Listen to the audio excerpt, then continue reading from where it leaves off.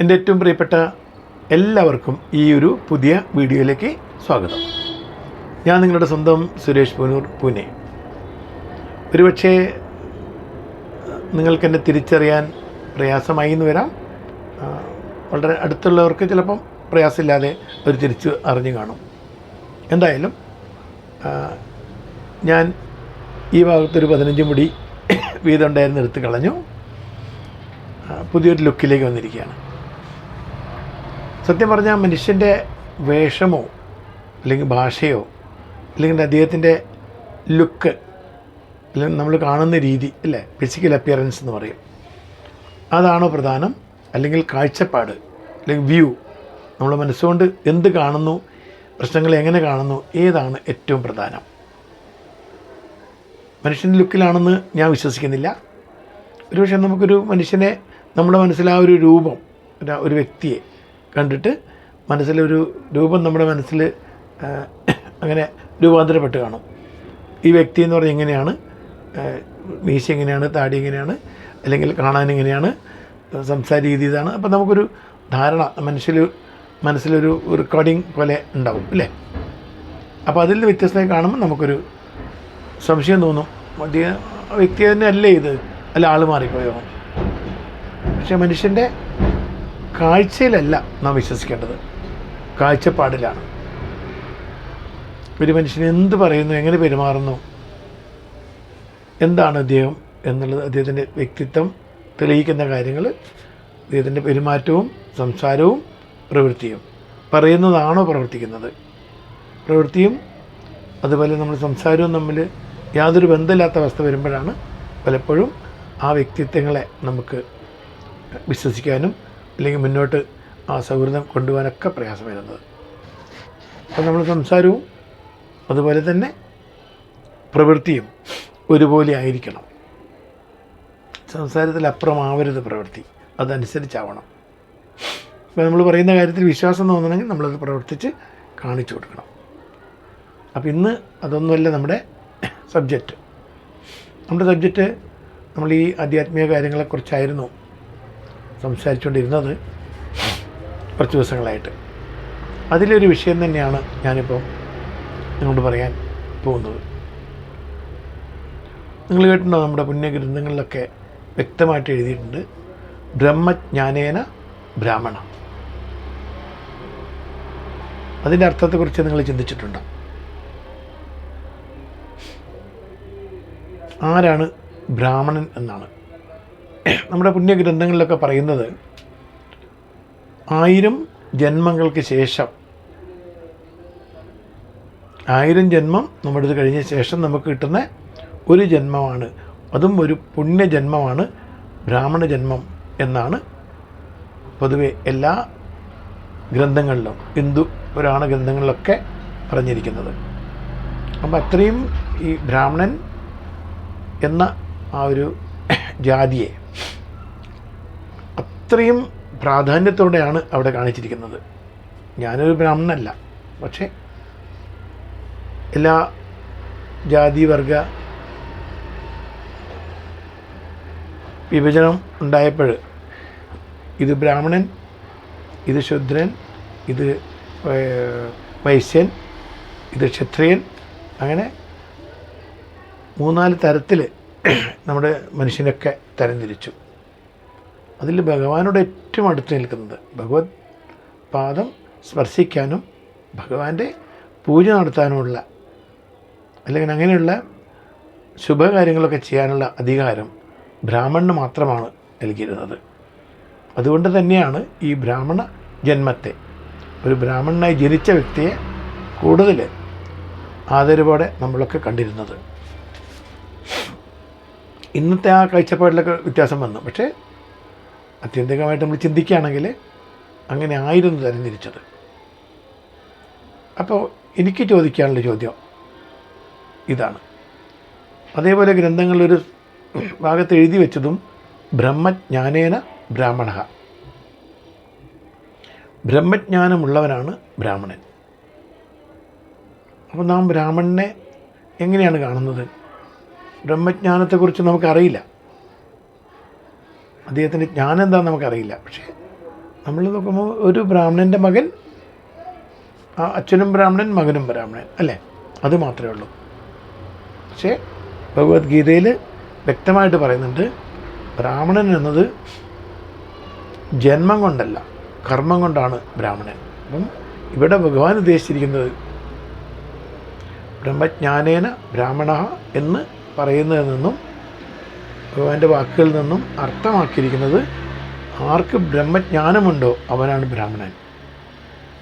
അല്ലെങ്കിൽ വേറെ വിധത്തിൽ പറഞ്ഞാൽ ജന്മം കൊണ്ട് ബ്രാഹ്മണകുലത്തിൽ ജനിച്ചുകൊണ്ട് കാര്യമില്ല, അദ്ദേഹത്തിന് ബ്രഹ്മജ്ഞാനം ഉണ്ടായിരിക്കണം. എന്താണ് ഈ ബ്രഹ്മജ്ഞാനം? ബ്രഹ്മജ്ഞാനം എന്ന് പറയുമ്പോൾ ഭഗവാനെക്കുറിച്ചുള്ള ജ്ഞാനമാണ്. ദൈവം എന്താണ്, എങ്ങനെയാണ്, അതറിയുന്നവനാണ് ബ്രാഹ്മണൻ. ബ്രഹ്മജ്ഞാനേന ബ്രാഹ്മണ. അതെങ്ങനെ മനസ്സിലാക്കും? അദ്ദേഹത്തിന് ബ്രഹ്മജ്ഞാനം മനസ്സിലാക്കണമെങ്കിൽ നമുക്ക് അത്രയും ആ വ്യക്തിയായിട്ട് ഇടപഴകേണ്ടി വരും.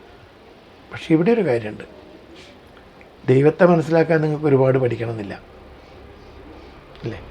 ഇപ്പോൾ പ്രത്യേകിച്ചും ഈ കലിയുഗത്തിൽ നാമജപമാണ് പറഞ്ഞിട്ടുള്ളത്. നാമജപം, ദൈവത്തിൻ്റെ നാമങ്ങൾ ജപിക്കുന്നതിലൂടെ നിങ്ങൾക്ക് ആ ഒരു ജ്ഞാനത്തിലേക്ക് എത്താൻ സാധിക്കും.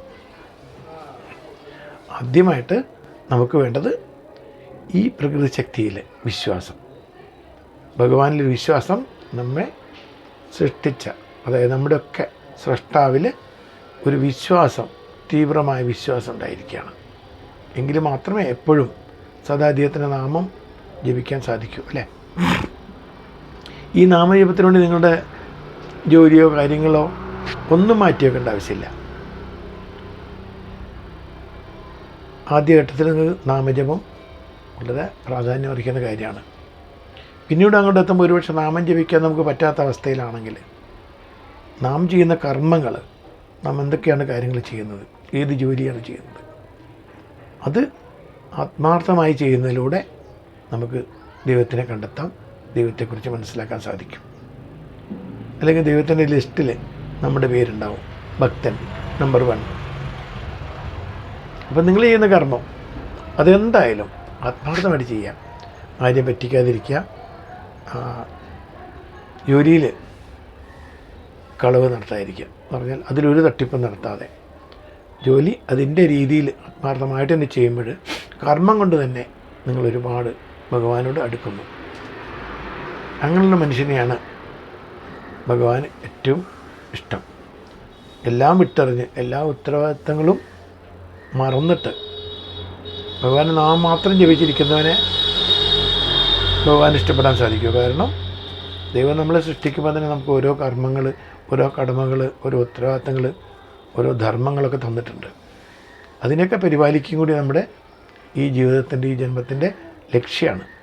നമ്മളതൊന്നും ചെയ്യാതെ ഭഗവാന്റെ നാമം മാത്രം ജപിച്ചിരിക്കുമ്പോൾ, അതുകൊണ്ട് നമുക്കോ അല്ലെങ്കിൽ നമ്മെ ചുറ്റിപ്പറ്റി നിൽക്കുന്ന ആളുകൾക്കോ അല്ലെങ്കിൽ നാം ഉൾക്കൊള്ളുന്ന ആ സമൂഹത്തിനോ ഒരു ഉപകാരവും ഉണ്ടാകാൻ പോകുന്നില്ല. ചിന്തയിലൂടെ ഒരുപാട് കാര്യങ്ങൾ ചെയ്യാൻ പറ്റും. പക്ഷെ നിങ്ങൾക്ക് കിട്ടിയ കർമ്മം അതെന്തായാലും അത് ഭംഗിയായി നിർവഹിക്കുന്നതിലൂടെയാണ് നിങ്ങൾ ഭഗവാന്റെ അടുത്തേക്ക് പോകുന്നത്, ഭഗവാനുമായിട്ടുള്ള ദൂരം കുറയുന്നത്. പിന്നെ ഭഗവാൻ എന്ന് പറഞ്ഞാൽ ഒരു പ്രത്യേക സംഭവമാണ്. നമ്മളൊക്കെ ഉദ്ദേശിക്കുന്നതിലും ഒരു ഭയങ്കര സംഭവമാണ്.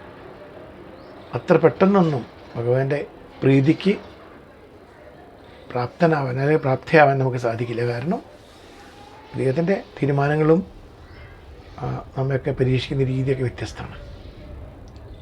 പിന്നെ ഒരു കാര്യം മനസ്സിലാക്കുക, നിങ്ങൾ ജീവിതത്തിൽ പലതും ത്യജിക്കാനും അതുപോലെ കൃത്യമായിട്ട് നല്ല ദൃഢ നിശ്ചയത്തോടെ കാര്യങ്ങൾ ചെയ്യാൻ തയ്യാറായി മാത്രമേ നിങ്ങൾക്ക് ദൈവത്തിൻ്റെ സാമീപ്യം ലഭിക്കുകയുള്ളൂ, ദൈവത്തിൻ്റെ സന്നിധിയിൽ നിങ്ങൾക്ക് പ്രവേശിക്കാൻ സാധിക്കുകയുള്ളൂ.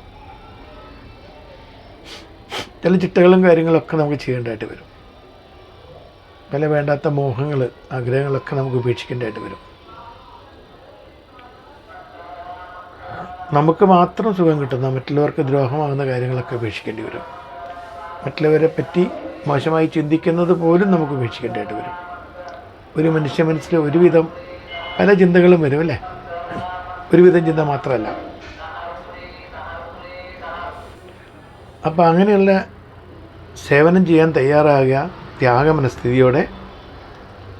ഞാൻ ഇന്നലെ ഇവിടെ പറഞ്ഞതുപോലെ ആ ഒരു കംഫർട്ട് സോണിലാണ് നമ്മളെല്ലാവരും അല്ലേ. ഒരു സുഖകരമായ ഒരു അവസ്ഥയിലാണ്, ഒരു സാഹചര്യത്തിലാണ് നമ്മളൊക്കെ മുന്നോട്ട് പോയിക്കൊണ്ടിരിക്കുന്നത്.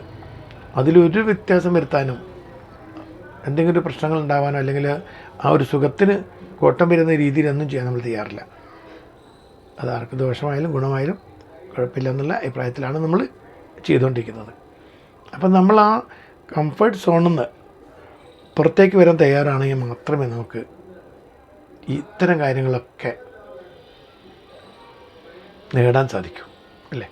അതുകൊണ്ടാണ് ഞാൻ ആദ്യം പറഞ്ഞത് സേവന സന്നദ്ധനായിരിക്കണം അല്ലേ. അതുപോലെ ത്യാഗം ചെയ്യാൻ തയ്യാറായിരിക്കണം. ഇങ്ങനെയുള്ള സമയത്തിൽ നമുക്ക് ഡെഡിക്കേഷൻ വേണം, അതുപോലെ തന്നെ ഭക്തി വേണം, കർമ്മം ചെയ്യാനുള്ളൊരു ഉത്സാഹം വേണം, റെഡിനെസ് വേണം, തയ്യാറെടുപ്പ് വേണം.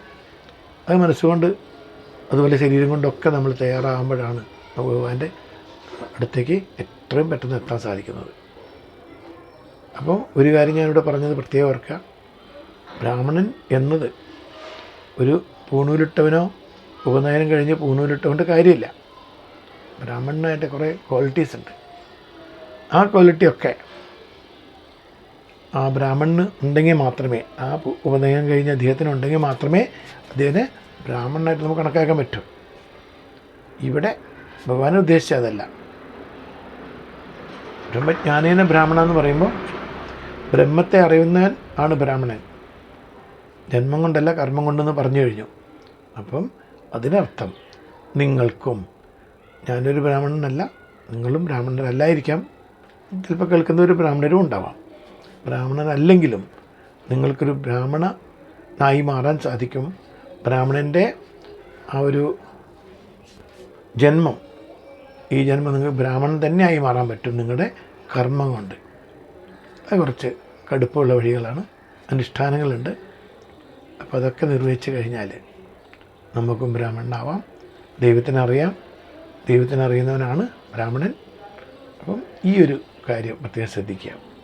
നമ്മുടെ ജീവിതത്തിൽ ഒരുപാട് മാറ്റങ്ങൾ വരുത്തുന്നതായിട്ട് വരും. അതിന് തയ്യാറാണെങ്കിൽ നമുക്ക് അടുത്ത വീഡിയോയിൽ ബാക്കി കാര്യങ്ങളോട് പറയാം. അപ്പോൾ എല്ലാവർക്കും നമസ്കാരം. എൻ്റെ ഈ വീഡിയോ കണ്ട് ഇഷ്ടപ്പെട്ടാൽ ലൈക്കും കമൻറ്റും ഇടണം. അതുപോലെ തന്നെ സബ്സ്ക്രൈബ് ചെയ്യണം, ബെൽ ബട്ടൺ അമർത്താൻ മറക്കരുത്. അങ്ങനെയാണെങ്കിൽ അടുത്തൊരു വീഡിയോ നിങ്ങളുടെ മുമ്പിലേക്ക് എത്തും. എല്ലാവരും കണ്ടിട്ട് അഭിപ്രായം പറയാം. Signing off, Suresh Poonoor, Pune.